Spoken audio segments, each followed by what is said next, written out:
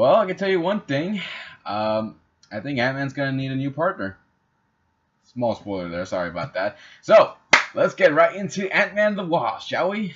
So how did this film do? Was this a good sequel? Was this what fans needed after Infinity War? After everything that happened, the emotionally drained film that caused so much distraught for fans. Was this what we needed? Yep, it's definitely what we needed. Um, I liked this film. This was a good sequel to the first Ant-Man movie. I was very worried about Ant-Man, and I was, concerned how it was gonna go, but it did very well. It was a good It was a good film, and this one, they did a great job with the sequel. So let's go over it without spoiling too much stuff for you guys. Let's go over it. So the story for this film takes place 2 years after Civil War and takes place before Infinity War. So we see our main character, Scott. He's under house arrest because of what happened in Civil War. He made a plea deal, so he's under house arrest, and he's doing very well. He's not been Ant-Man since then, and he's been staying out of trouble with the law. So things have been going good for him, and he's very close to, getting out of house arrest. And so he starts having visions of Hank's wife.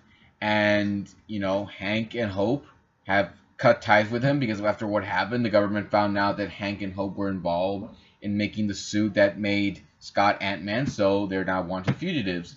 But once, they find out, Scott had a vision of the wife, they decide to get him so they can get his help, so they can find Hank's wife, bring her home, all while dealing with our main villain, who seems to have some kind of connection with the quantum realm, because, the trailer showed us there was some kind of connection here and there. Whatever. Point is, that's pretty much the focus of the story, is that we have Scott trying to help out Hope and Hank, trying to stop the ghost, trying to avoid going to jail, and, save the day. So, that's pretty much the story without going into too much spoilers, and also without going way into too much detail. So how does it hold up? The story holds up pretty good. I actually like how well paced this is, and I like that it's not, going from scene to scene to scene and everything. And I do like how it does keep me interested. It does keep the audience interested because you're wondering, okay, what is this woman's connection, the ghost character's connection with Hank, and what does it have to do with Hank's wife? How are they going to get to her? Are they going to explain every detail about this without leaving too much stuff out of it? On the other hand, there are stuff in the story that does get a little dull, particularly with the villains, but I'll get into that in a little bit. But it's still not a bad story. It does its job well. It's well done. I actually do like how, we're given a little more details about the quantum realm and, Hank's plan to get his wife back, and, Scott trying to do everything he can to avoid going to jail, and the time he has with his daughter as well. We see that more in this film than in the last one, so it's not bad. The story's not bad. It does have its flaws, but it's not a problem for this film, especially when we get to some of the awesome action scenes. So let's go on to the characters. I love the character who plays Scott. The actor, the actor who plays Scott. Scott's awesome in this film. He's very funny as well, and I love the chemistry he has with Hope in this film as well. Hope, especially when she's the Wasp, she kicks ass. She's awesome. Hank's also pretty good in this film too, and he's the grumpy old man who has to deal with Scott and has to deal with everything that's going on while also trying to save his wife. I love Luis in this film too. After the last one, I was happy that he came back, and he's still funny in this film.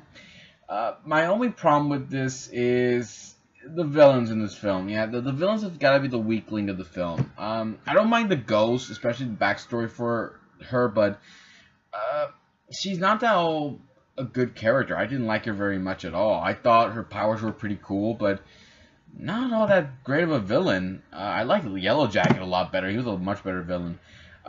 There's also another side villain, a secondary villain, but he's just, it's not really interesting at all. So I didn't like the villains very much. I think they were the weak link of the film. I did like the interaction again with Scott and his daughter. The actress they got to play her is doing a great job, and she's pretty much a great an inspiration for Scott, and helps him get up off his feet to help people. So it's not bad. I actually like her, and I hope they did not disintegrate her, because I swear if they disintegrate her, I'm gonna be mad. Okay, well, what about the special effects? How are the fight scenes? How is the comedy, or the humor at least? How is everything else? The special effects, let's be honest, you could tell a lot of the time it's fake, but they do a very good job making it look good. Look a little realistic, but it's also pretty awesome, especially the fight scene. There's one that you see in the trailer where Hope is fighting in the kitchen, and she throws the salt and fires a way to help it grow. Like, that was actually pretty cool. So everything else about the fight scenes are awesome. They're well done. There's car chase scenes were also pretty cool too. The music's done well. I actually like some of the times where the music does work before the scenes. And, again, the humor's not bad. It's actually very good humor. There are some flaws to them, but there are some moments when the humor's not needed, but it's still not bad. So, special effects are good. Characters are good. It's just that the villains are the weak link. The story's good, just have its flaws. So, Ant-Man the Wasp. A very good sequel. I do recommend it. If anyone wants to check it out with their loved ones or their families or their kids, go right ahead. I do recommend staying for the post-credit and then the post-credit scenes. They're worth it. So, yeah, that's pretty much it, guys. If you have a different opinion about this film, leave some comments below. Let me know what you think. Hit the subscribe button. Check out my Facebook page.